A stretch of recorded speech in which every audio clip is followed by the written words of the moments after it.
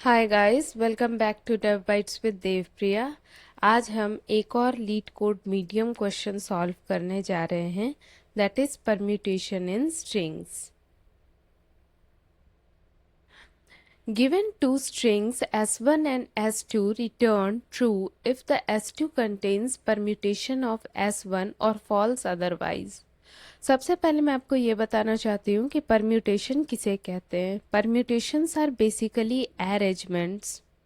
अगर मैं यहाँ पे कैट लेती हूँ, ठीक है, तो उसे मैं बहुत तरीके से अरेंज कर सकती हूँ इन 3 लेटर्स को।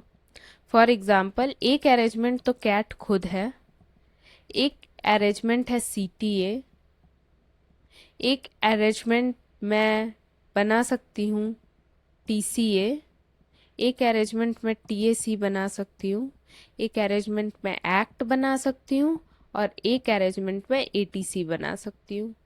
अब ये सब के सब अरेंजमेंट्स हैं इसी 3 लेटर्स को, जिसको मैं अलग अलग तरीके से अरेंज करके अलग अलग वर्ड्स बनाई हूँ, इररेस्पेक्टिव कि उसका कोई मीनिंग निकलता है या नहीं निकलता है। ठीक है, तो मेरे से यहाँ पे क्वेश्चन में पूछा जा रहा है, given two strings s1 and s2, return true if s2 contains permutation of s1। That means S2 में अगर S1 का परम्यूटेशन है तो ही ट्रू रिटर्न करना है। यहाँ पे AB है, AB का परम्यूटेशंस क्या हो सकता है? एक तो AB खुद या फिर BA, दो ही अरेंजमेंट हो सकते हैं। तो क्या AB या BA में से कोई भी इस स्ट्रिंग में प्रेजेंट है? प्रेजेंट है BA, तो यहाँ पे हम ट्रू रिटर्न करेंगे। अब ये लाइन बोल रहा है if S2 contains a permutation of S1, अगर S2 के अंदर S1 का परम्यूटेशन है, दैट मीन्स S1 S2 का सब स्ट्रिंग है। ठीक है, अब सब सीक्वेंस में मैं बोल सकती थी, पर मैं नहीं बोलूंगी क्योंकि क्वेश्चन में शुरू में ही गिवन है कि दोनों स्ट्रिंग है। तो मेरे को यहाँ पे S1 स्ट्रिंग मिला है और इसके जितने भी परम्यूटेशन हो सकते हैं उसमें से कुछ भी अगर S2 में प्रेजेंट है तो हमारा ट्रू होगा आंसर। इसका मतलब AB या BA कुछ भी प्रेजेंट है S2 में तो वो ट्रू होगा आंसर। इसका ये भी मतलब है कि S1 जो है हमेशा S2 के से चाहे तो छोटा होगा या इक्वल होगा। अगर S1 S2 से बड़ा हो जाएगा तो S1 S2 का सबस्ट्रिंग नहीं रहेगा। दैट मीन्स S1 के सारे एलिमेंट्स S2 में प्रेजेंट नहीं हो सकते हैं, तो उसके परम्यूटेशंस कैसे प्रेजेंट होंगे? ठीक है, आई होप कि क्वेश्चन आपको समझ आया हो।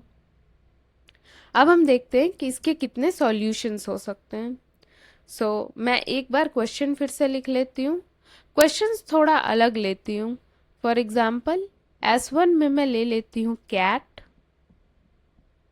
ठीक है, या CATA, और S2 जो हमारा होगा वो थोड़ा बड़ा होगा, जिसमें मैं सबसे पहले X लूँगी, फिर मैं लूँगी C, फिर A, फिर A, फिर T, फिर C। ओके, अब S1 और S2 को मैं कैसे सॉल्व करने जा रही हूँ? बहुत ही आसान है इस क्वेश्चन को सॉल्व करना ब्रूट फोर्स तरीके से, इसलिए मैं सबसे पहले वो दिखाऊंगी, उसके बाद धीरे धीरे हम इसे ऑप्टिमाइज करते जाएंगे। तो सबसे पहले मैं क्या करूँगी, S1 को सॉर्ट कर लूँगी, तो ये सॉर्टिंग के बाद आंसर आएगा AACT। ठीक है, अब जैसा कि हम हर बार करते हैं, एक लेफ्ट पॉइंटर लेते हैं और एक राइट पॉइंटर लेते हैं। Left pointer through out the loop iterate होगा, ये आउटर लूप है, और जो राइट पॉइंटर है दैट मीन्स इनर लूप, ये कितने दूर तक आइटरेट होगा, तो ये लेंथ ऑफ S1 तक आइटरेट होगा। यहाँ S1 की लेंथ 4 है, दैट मीन्स ये एक बार में सिर्फ और सिर्फ 4 कैरेक्टर्स तक ही आइटरेट हो सकता है। तो यहाँ पे ये X1 के पॉइंट पे आइटरेट होगा और इसे मिलेगा XCAA, जिसको अगर हम अरेंज करते हैं तो ये होता है AACX। अब हम देखेंगे क्या AACX इसके इक्वल है। अगर नहीं है तो हम लेफ्ट वाले पॉइंटर को आगे बढ़ा लेंगे। जैसे ही हम लेफ्ट वाले पॉइंटर को आगे बढ़ाएंगे, अब हम यहाँ से 4 लेंथ को देखेंगे, यहाँ से 4 लेंथ को देखेंगे। तो यहाँ से अगर मैं 4 लेंथ को देखूं तो ये बनता है CAAT। अगर मैं इसे अरेंज करती हूँ तो ये बनेगा AACT। क्या ये इसके इक्वल है? यस, ये इसके इक्वल है, तो यहाँ पे ट्रू रिटर्न हो जाएगा और यही हमारा आंसर होगा। ठीक है, बट जब यहाँ पे हम टाइम कॉम्प्लेक्सिटी निकालने जाएंगे तो वो देखते हैं कितना होगा। सपोज S1 का लेंथ m है और S2 का लेंथ n है और हम निकालना चाहते हैं टाइम कॉम्प्लेक्सिटी। तो सबसे पहले तो लेफ्ट पॉइंटर कंप्लीट n को ट्रैवल करेगा, outer loop, inner loop m को ट्रैवल करेगा और हर ट्रैवल में ये सॉर्ट करेगा। सॉर्टिंग सिर्फ 4 लेंथ पे होगी, दैट मीन्स S1 के लेंथ पे होगी, तो हम इसे लिखेंगे m log m। ठीक है, अब देखते हैं इसका टोटल टाइम कितना निकल के आया। टोटल टाइम निकल के आया order of n into m square into log m, जो कि बहुत हाई टाइम कॉम्प्लेक्सिटी है, हम इसे कभी भी कंसीडर नहीं करते हैं। तो अब देखते हैं इसे हम रिड्यूस कैसे कर सकते हैं। एक बार मैं क्वेश्चन फिर से लिख लेती हूँ।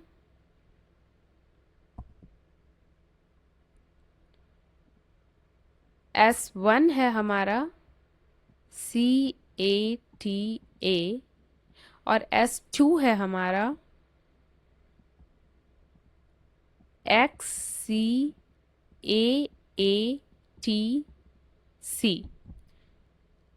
अब हम देखते हैं कि क्या हम इसमें मिनिमम थिंक कर सकते हैं सो दैट एटलीस्ट हमारा थोड़ा बहुत टाइम कॉम्प्लेक्सिटी रिड्यूस हो। तो सबसे पहले हम देखते हैं कि हम सॉर्टिंग कर रहे थे हर बार, क्या हम उसे रिड्यूस कर सकते हैं। तो सबसे पहले मैं यहाँ पे इन सब को काउंट करूँगी। तो यहाँ पे जो मेरा काउंटिंग होगा वो होगा C1 A2 T1। ठीक है, तो मैं ऑर्डर ऑफ m टाइम्स मुझे इसको लगा है आइटरेट करने में और काउंट को काउंटिंग करने में। मैं यहाँ पे लिख लेती हूँ ऑर्डर ऑफ n टाइम्स। ठीक है, अब यहाँ पे अगेन हम लेफ्ट और राइट पॉइंटर चलाएंगे। ठीक है, राइट पॉइंटर कहाँ तक जाएगा? यहाँ पे 4 इसका लेंथ गिवन था, तो 4 तक हम राइट पॉइंटर को आइटरेट करेंगे, दैट मीन्स दिस। अब यहाँ पे जो मेरे को फर्स्ट आइटरेशन पे मिलेगा वो मिलेगा x is equal to 1, c is equal to 1 and a is equal to 2। ठीक है, फर्स्ट आइटरेशन पे मुझे ये डिक्शनरी मिलेगा या हैश मैप मिलेगा। तो यहाँ पे ये इसके इक्वल नहीं है, राइट? तो मैं आगे बढ़ जाऊंगी, दैट मीन्स अपने लेफ्ट पॉइंटर को आगे बढ़ा लूंगी।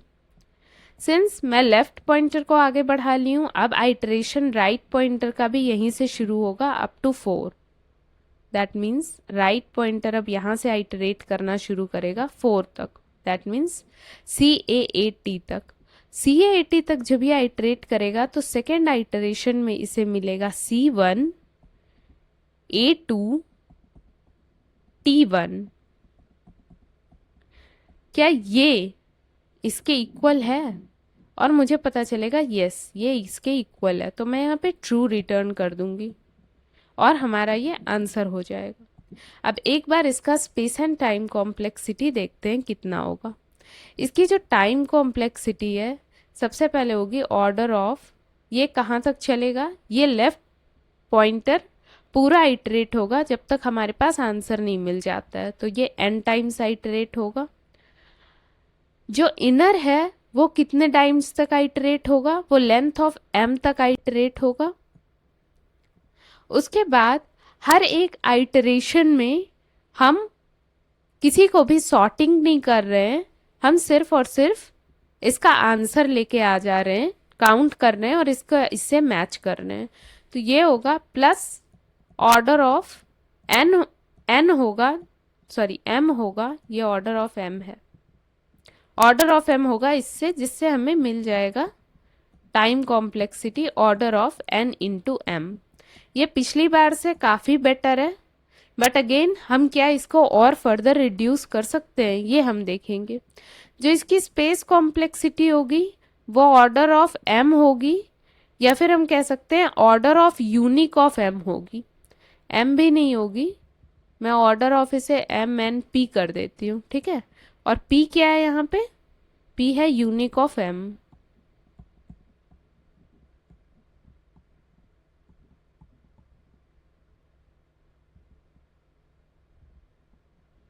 यूनिक ऑफ एम को हम पी कह रहे हैं क्योंकि हर बार काउंटिंग हो जाएगी।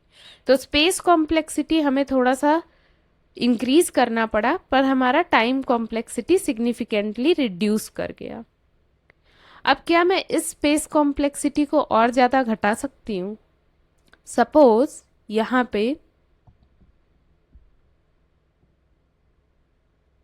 इस पार्ट पे मैं यहाँ पे ले रही हूँ 0 1 2 3 up to n, up to z, ठीक है। ये जेड है, ये ए बी सी डी है, ठीक है। तो ये है सी ए टी, सी ए, और यहाँ कहीं टी होगा, यहाँ पे 1 है, ठीक है। अगर मैं इस तरीके से स्टोर करती हूँ अपने डेटा को रैदर देन इस हैश टैग, इस हैश मैप में, तो ये जो स्पेस कॉम्प्लेक्सिटी होगी ना वो ऑर्डर ऑफ 26 हो जाएगी। और क्योंकि 26 अब एक कांस्टेंट है, इसलिए ये स्पेस कॉम्प्लेक्सिटी ऑर्डर ऑफ 1 में रिड्यूस हो जाएगा। तो हम अपने स्पेस कॉम्प्लेक्सिटी को भी नहीं बढ़ाएंगे और टाइम कॉम्प्लेक्सिटी भी रिड्यूस हो जाएगा। इसे मैं एक नेक्स्ट अप्रोच में आपको करके दिखाती हूँ कि कैसे करते हैं, पर वो इससे भी ज़्यादा ऑप्टिमाइज्ड अप्रोच होगा। So let us move to our next approach, ठीक है। अब हम चाह रहे हैं कि ये order of n into m नहीं, ऑर्डर ऑफ एन टाइम्स में ही हो जाए। सबसे पहले मैं यहाँ पे अपना क्वेश्चन लिख लेती हूँ। सबसे पहले मैं दो एरे लूँगी। ऑफ कोर्स ये S1 को रिप्रेजेंट करेगा और ये S2 को रिप्रेजेंट करेगा।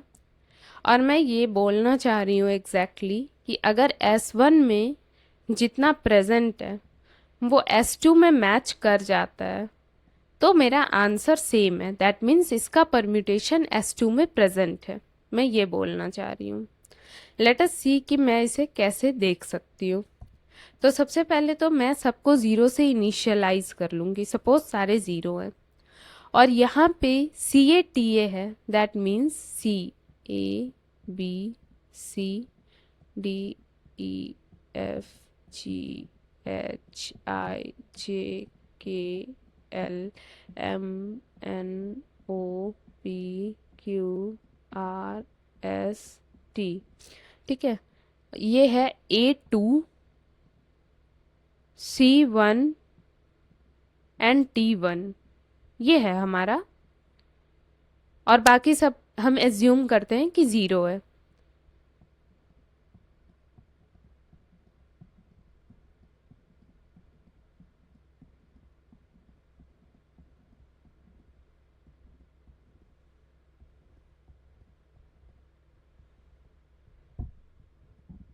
ठीक है।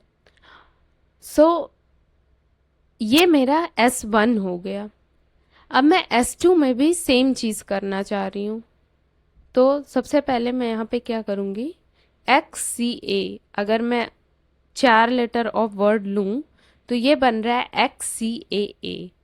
तो सबसे पहले मैं X में जाऊँगी, XYZ। तो X को मैं करूँगी 1, C को करूँगी 1, A को करूँगी 2, rest other will be again 0।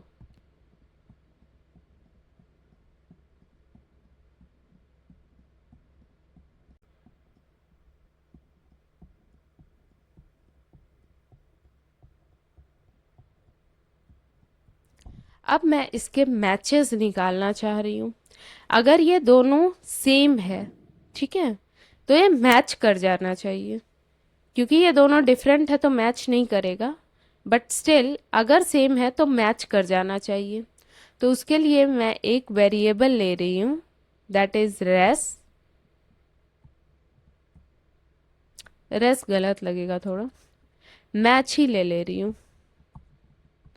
Initially match मेरा 0 था, अब मेरा मैच कितना हो जाएगा इस आइटरेशन के बाद? 2 2 मैच कर रहा है, 0 0 मैच कर रहा है, 1 1 मैच कर रहा है, और ये सब कुछ मैच कर रहा है।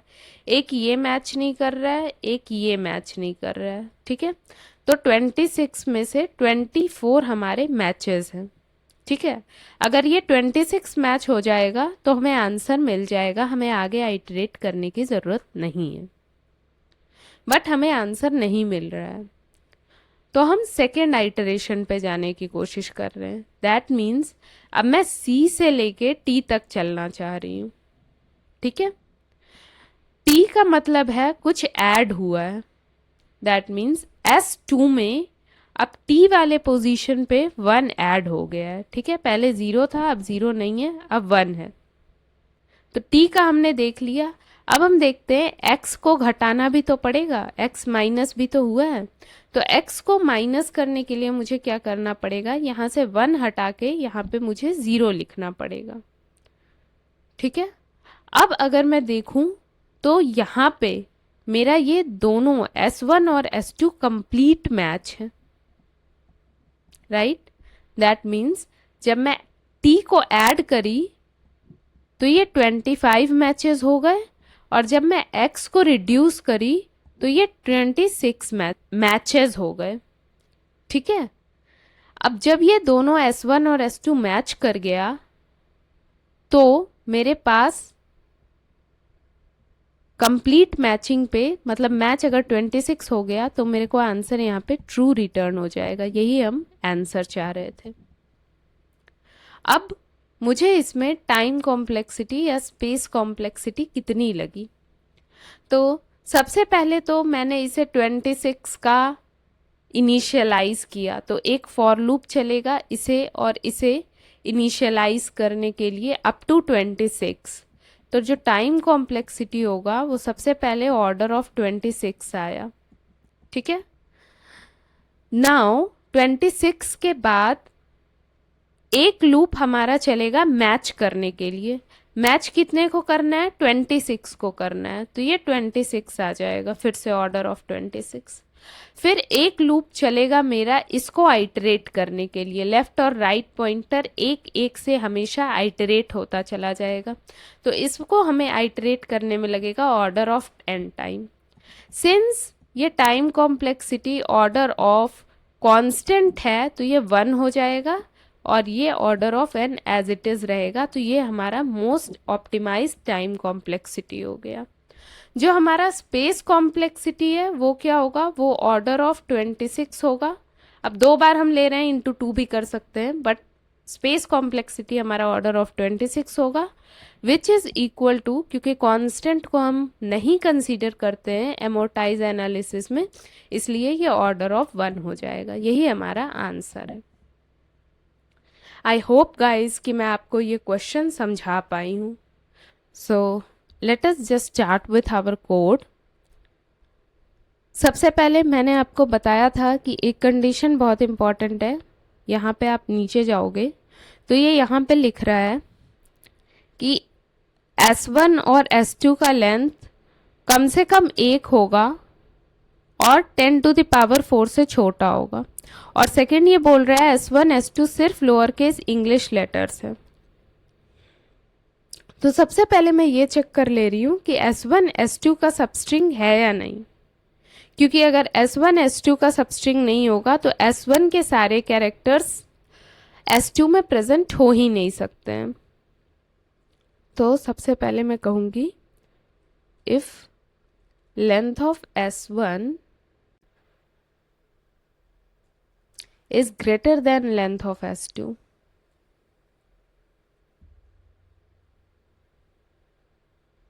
I will return false.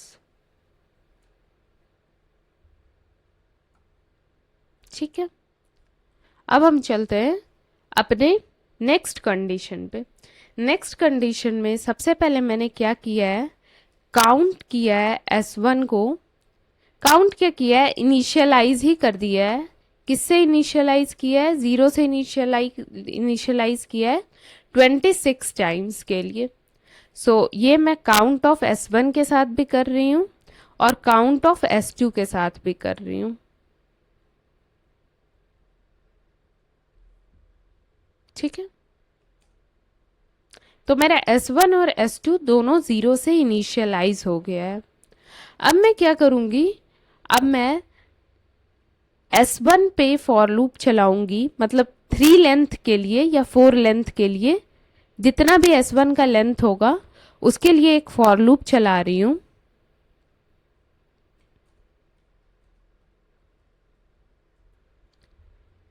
Length of S1, क्योंकि ये छोटा है। और इसको मैं क्या कर रही हूँ, जो काउंट ऑफ S1 है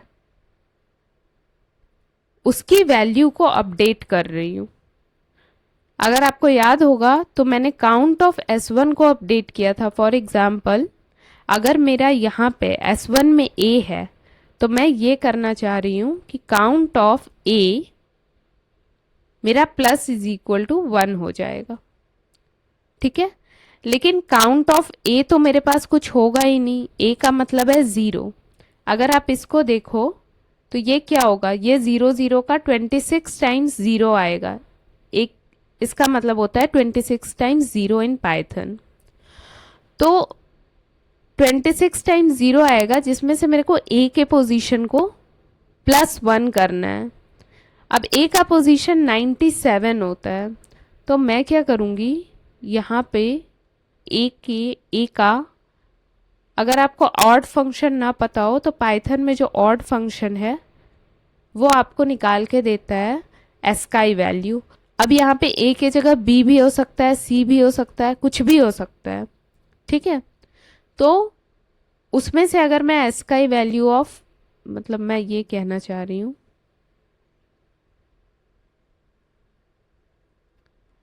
that means ASCII value of S1, S1 of I minus ord of A, इससे क्या हमारा निकलेगा, for example S1 of I, तो मेरा ये A है। ठीक है, A minus ord of A 0 हो जाएगा। तो ये फर्स्ट पोजीशन पे जो 26 पोजीशन होगा उसके 0th इंडेक्स में, यानी फर्स्ट पोजीशन को +1 से बढ़ा देगा, जो हम चाहते हैं कि A +1 हो जाए, क्योंकि यहाँ है। सिमिलरली नेक्स्ट आइटरेशन में ये B को +1 कर देगा। ठीक है, अब नेक्स्ट क्या होगा, मैं सेम थिंग करना चाहूंगी S2 के साथ। काउंट ऑफ S2 को मैं कह रही हूं ord of S2I minus ord of A plus is equal to 1। तो यहां पे अगर मैं अपने आपको दिखाऊं ये वाली स्क्रीन, तो अभी तक हमने इनिशियलाइज कर दिया है और बिल्कुल फर्स्ट टाइम में S1 की जो वैल्यू थी वहां मैंने बढ़ा दिया है वैल्यूज को, और S2 की जो एरे थी वहां मैंने वैल्यूज को बढ़ा दिया है। अभी तक मैंने यही किया है यहाँ पे। ठीक है, अब मैं इसके बाद मैचेस को रखना चाहूंगी। इनिशियली ये मैचेस 0 है और एक बार मैं मैच करना चाहती हूँ कंप्लीट एरे को जो हमारा बना है, 2 एरे। तो मैं कहूंगी यहाँ पे for I in range 26, that means 0 to 25 तक, दैट मीन्स S1 और S2 का एरे दोनों कंप्लीटली आइटरेट होगा। और मैं यहाँ पे देखूंगी कि अगर if count of SI, sorry, if count of S1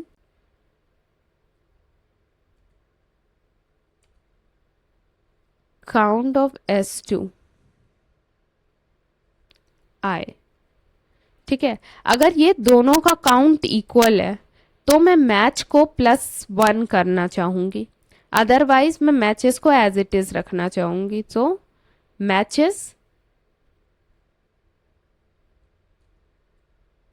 plus is equal to 1। ठीक है, अदरवाइज मैं एज इट इज रखना चाहूंगी। इसको लिखने का एक तरीका और हो सकता है, matches plus is equal to 1 if this condition is true, else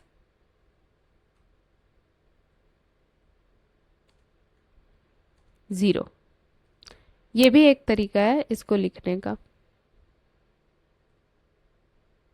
ठीक है, अब इसके बाद मेरा मैचेस हो गया, दैट मीन्स दोनों को मैच करके मेरे पास जितनी वैल्यू आएगी सेम वो यहाँ पे रहेगी।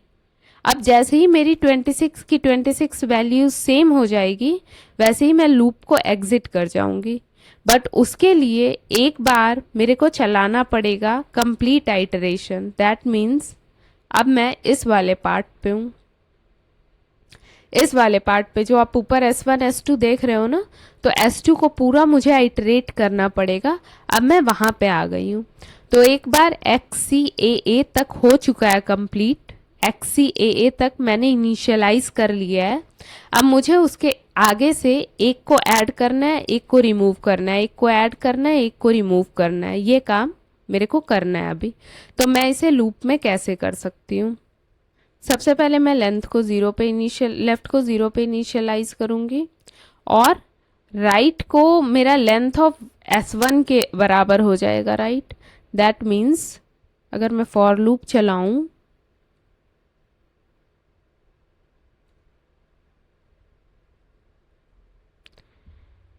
फॉर लूप चलेगा लेंथ ऑफ S1 से लेंथ ऑफ S2 तक। ठीक है, और मुझे यहाँ पे क्या करके देखना पड़ेगा, सबसे पहले तो मैं यहाँ चेक करूंगी कि इफ मैचेस 26 हैं,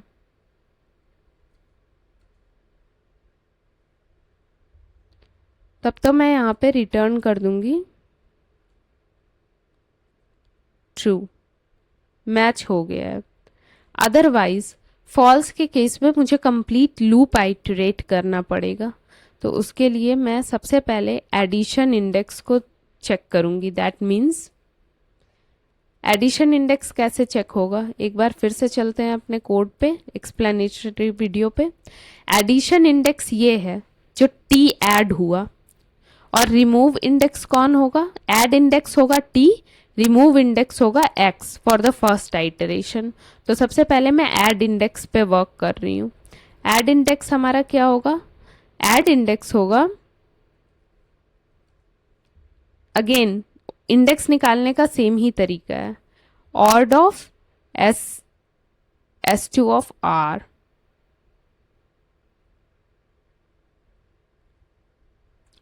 ठीक है, माइनस ऑर्ड ऑफ A। ठीक है, इससे हमारा कौन सा इंडेक्स आ जाएगा, इससे हमारा इंडेक्स आ जाएगा टी का। अब मैं S2 को काउंट करूंगी। ठीक है, कहाँ पे काउंट करूंगी S2 को, ऐड इंडेक्स पे काउंट करूंगी, क्योंकि यही हमने ऐड किया है अभी। सिंस मैंने ऐड इंडेक्स पे इसे काउंट किया है तो मैं यहाँ पे करूंगी plus is equal to 1। That means t में +1 हो जाएगा।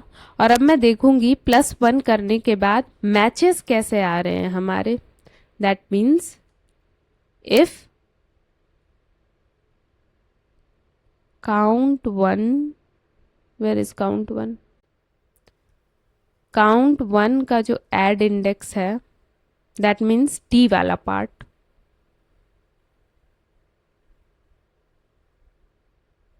अगर वो काउंट इंडेक्स 2 के, सॉरी, काउंट इंडेक्स 2 के काउंट इंडेक्स 2 में ऐड इंडेक्स हुआ,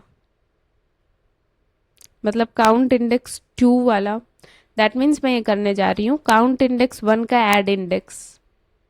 मैं आपको दिखा देती हूँ एक बार। काउंट इंडेक्स 1 का add index that means t वाला पार्ट, अगर ये और काउंट इंडेक्स 2 का ऐड इंडेक्स यानी टी वाला पार्ट अगर ये दोनों इक्वल है तो मैं कहूंगी कि एक मैच बढ़ गया है। ठीक है, तो यहाँ पे अगर ये दोनों इक्वल है तो मेरे को यहाँ पे कहना पड़ेगा matches plus is equal to 1।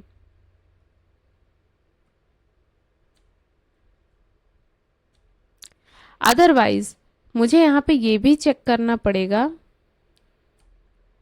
कि ये कहीं ऐसा तो नहीं है कि पहले बराबर था और ऐड होने से बराबर नहीं है, तो पहले मैचेस इसका एक जैसा होगा और ऐड होने के बाद इसके मैचेस को डिक्रीज करना पड़ेगा। तो ये सेम हो जाएगा if count of this plus 1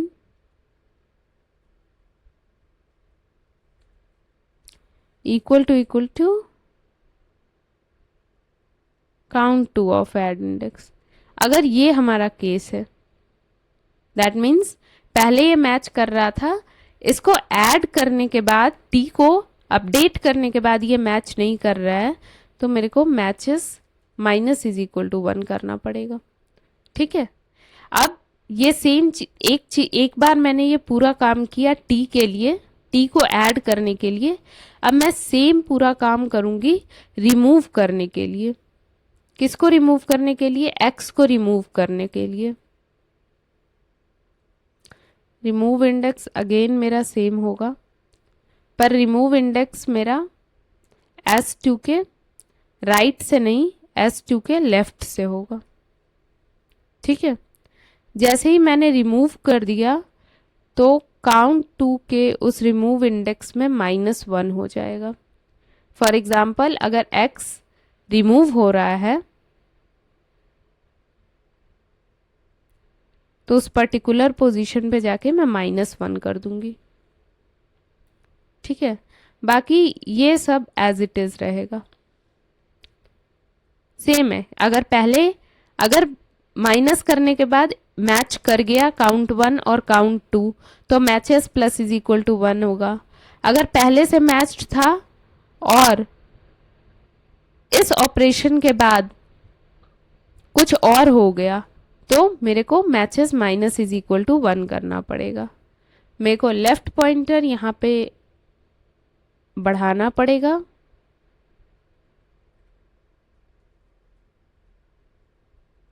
ठीक है, लेफ्ट पॉइंटर बढ़ाने के बाद मैं रिटर्न कर दूंगी।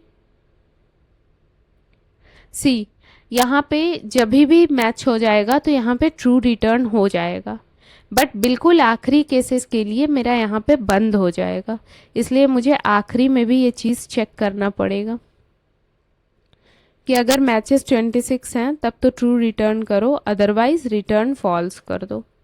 अब मैं इसे रन करके देखती हूँ।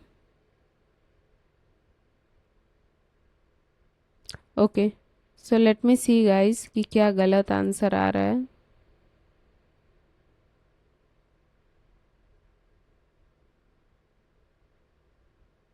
सो मैंने ये डायरेक्टली कॉपी पेस्ट कर दिया है, सॉरी। ये रिमूव इंडेक्स होना चाहिए, ऐड इंडेक्स नहीं।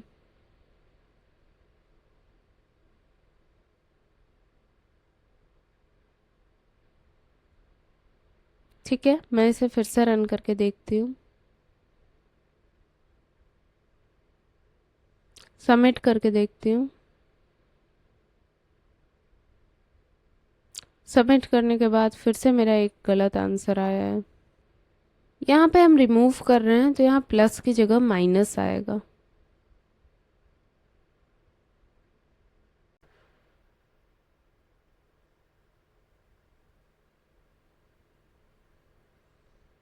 यस, ये चल गया गाइस। सो टाइम कॉम्प्लेक्सिटी ऑल्दो इसमें दिखा रहा है कि बहुत लेस है, बट जनरली मैं इस पे ट्रस्ट करती नहीं हूँ।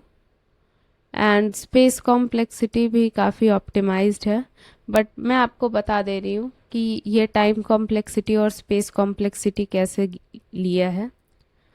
फर्स्ट ऑफ ऑल ये time complexity order of S1 है, that means order of n M है, ठीक है। Order of M that means order of n से छोटा, S2 से छोटा। यहाँ पे टाइम कॉम्प्लेक्सिटी ऑर्डर ऑफ 26 लिया है और यहाँ पे time complexity order of n लिया है। ऑर्डर ऑफ n और ऑर्डर ऑफ m दोनों अलग अलग फॉर लूप में चल रहा है तो ऐड हो जाएंगे और जो डोमिनेंट होगा वो ऑर्डर ऑफ n होगा, इसलिए हमारा जो टाइम कॉम्प्लेक्सिटी है वो ऑर्डर ऑफ n का आएगा। ये टाइम कॉम्प्लेक्सिटी को हम कंसीडर ही नहीं करेंगे, ये कांस्टेंट है, तो टाइम कॉम्प्लेक्सिटी हमारा ऑर्डर ऑफ n का आएगा। और जो स्पेस कॉम्प्लेक्सिटी होगा वो दो स्पेस हमने लिया है यहाँ पे, काउंट S1 और काउंट S2, बट क्योंकि वो दोनों स्पेस 26 और 26 फिक्स्ड साइज का है तो स्पेस कॉम्प्लेक्सिटी ऑर्डर ऑफ 1 हो जाएगा, ठीक है। So that's it guys, that's it for the code today. Meet you in the other video with some other problem. For then, please like, subscribe and share if it helped you.